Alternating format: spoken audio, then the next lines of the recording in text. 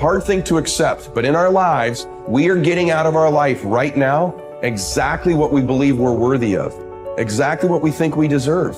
Our life is a direct reflection of our identity, which is the thoughts, concepts, beliefs, values, and worth we hold true to be about ourselves. And so as hard as it is to accept, we're getting out of life right now what we believe we're worth. Your growth is the only limit to your happiness. If you're not happy, you're not growing in some area. And usually it's a place where you're blaming, you're pointing the finger, but you can't control that. You can't make it not happen. What you have to do is become stronger than any of it so you're free. Freedom comes from growth. Freedom does not come from control. Then you would have to ask yourself, who do I want to be when I open my eyes? Now, the act of answering that question is going to turn on your frontal lobe, and the frontal lobe has connections to all other parts of the brain.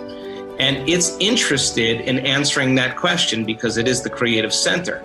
So as it begins to scan the landscape of the brain, it can only gather information from things you've intellectually learned or things you've experienced in your life. And it begins to associate those different memories with the question. And when you get enough networks of neurons firing in your brain, you see an image or a picture. That's intention. And then as you begin to live and rehearse who you're going to be, you begin to do that exact same thing. You begin to install neurological hardware in your brain. Repeat it, it becomes a software program, and you begin to behave that way. Now the brain is primed. It's no longer a record of the past. It's a map to the future. Now the person can feel the emotions of their future. You're going to see a person move into a different state of being, and they are going to have all kinds of biological changes. Your perception of your world is what controls your genes. And if you're not feeling well, the issue is you don't have to change your biology, you just have to change your perception. And this will then give you your power back. And this is what we have to recognize. We're not victims of biology, we are masters of our biology. Everything that is required depends on you. Having the mindset that regardless of anything that is around you, that is surrounding you, that is trying to drag you down, you must have the mindset. You must be strong. You must be resilient. You must be driven. And you must be able to take whatever's coming at you. What goes out is what comes back. That all, as you sow, so shall you reap. I mean, it's in every great institution that there is in the world, whether it's a religion or a philosophy or whatever. What you put out is what comes back. Whatever you plant is what you're going to get back. And the more that you put out honesty, just because it's what you are, because you are being honesty, you're not trying to be honest, you are just being honesty, then that's what will come back to you on a regular basis. And when it doesn't, you'll just see that as another test for you to pass. This comes from Einstein. He said, the most important decision any human being must make is whether or not you live in a friendly or a hostile universe. Now, he could have said realization, but he didn't. He said decision. You have to decide, because there is no empirical truth. You don't live in either a friendly or a hostile universe. You decide, and that perception, that viewpoint from which you judge everything else that happens in your life will be colored by whether or not you think it is a universe that is working for you or against you. And it's a choice. But most people think of their viewpoint as being patently real, as being just objective and true. And so they never stop to question the fact that they actually decided that at some point, either because their parents acted in accordance with that it was either hostile or friendly, and they just absorbed that, or their friends or the people that they work with or whatever. But somewhere along the line, they came to believe that they live in either a friendly or a hostile universe. But you could change right now. Right now, you could make a different decision. And if you believe that the world is working against you right now, you could choose to believe that it's actually working for you. And in making a fundamentally new and different assumption, it empowers you to move forward. And this is something that I will repeat in this talk. The reason that matters is human beings do not invest energy in things that they don't think will yield a result. When you set goals, when you have an intention on something that you want to change about your life, your brain helps you. What it does is it opens up a checklist, and then your brain goes to work trying to remind you of that intention that you set. And it's really important to develop the skill, and I say that word purposefully, the skill of knowing how to hear that inner wisdom and that intention kicking in and leaning into it quickly. So for me, my brain saying, that's it, right there, move as fast as a rocket, Mel. I wanted to change my life.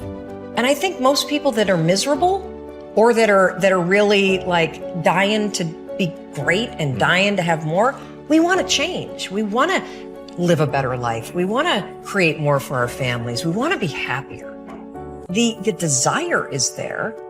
Again, it's about how do you go from knowledge to action. So the first thing in this story that's important is realizing that the answer was in me. And my mind was telling me, pay attention. Could have also been the bourbon. I had a couple of Manhattans that night. But anyway, the next morning, the alarm goes off, and I pretended NASA was there. It's the stupidest story. I literally went 5, 4, 3, 2, 1. I counted out loud, and then I stood up. And I'll never forget standing there in my bedroom. It was dark. It was cold. It was winter in Boston. And for the first time in 3 months, I had beaten my habit of hitting the snooze button. I couldn't believe it. And I thought, wait a minute. Counting backwards? That is the dumbest thing I've ever heard in my entire life. Well, the next morning I used it again and it worked. The next morning I used it again and it worked. The next morning I used it again and it worked. And then I started to notice something really interesting. There were moments all day long, just like that 5-second moment in bed, where I knew, knowledge, what I should do. And if I didn't move within 5 seconds, my brain would step in and talk me out of it. Every human being has a 5-second window, might even be shorter for you. You have about a 5-second window in which you can move from idea to action before your brain kicks into full gear and sabotages any change in behavior. Because remember, your brain is wired to stop you from doing things that are uncomfortable or uncertain or scary.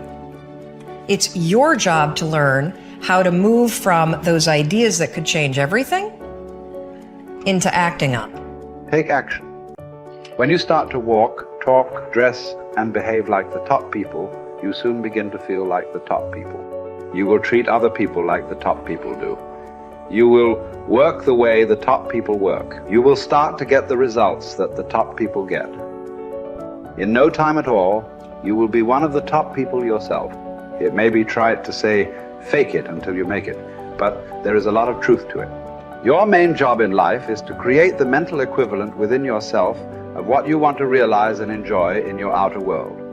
Your focus must be on creating the beliefs within yourself that are consistent with the great success you want to be in your outer world. You achieve this by challenging your self-limiting beliefs, rejecting them, and then acting as if they did not exist. You reinforce the development of new life-enhancing beliefs by increasing your knowledge and skills in your field to the point where you feel equal to any demand or challenge. You accelerate the development of new positive beliefs by setting bigger and more exciting goals in every area. Finally, you act continually as if you were already the person that you desire to be. Your aim is to reprogram your subconscious mind for success by creating the mental equivalent in everything you do or say. Make a decision this very day to challenge and reject any self-limiting beliefs that you might have that could be holding you back. Look into yourself and question the areas of your life where you have doubts about your abilities or talent. You might ask your friends and family members if they see any negative beliefs that you might have. Often, they will be aware of negative self-limiting beliefs you have that you are not aware of yourself. In every case, once you have identified these negative beliefs, ask yourself, what if the opposite were true? What if you had the ability to be extraordinarily successful in an area where you currently doubt yourself? What if you had been programmed from infancy with genius ability in a particular area? For example, What if you had within you right now the ability to earn and keep all the money you could ever want throughout your life? What if you had a golden touch with regard to money? If you absolutely believed these things to be true, what would you do differently from what you are doing today? Your beliefs are always manifested in your words and actions. Make sure that everything you say and do from now on is consistent with the beliefs that you want to have, and the person that you want to have, and the person that you want to become. In time, you will replace more and more of your self-limiting beliefs with life, enhancing beliefs. Over time, you will completely reprogram yourself for success. When this occurs, the transformation that takes place in your outer life will amaze you and all the people around you.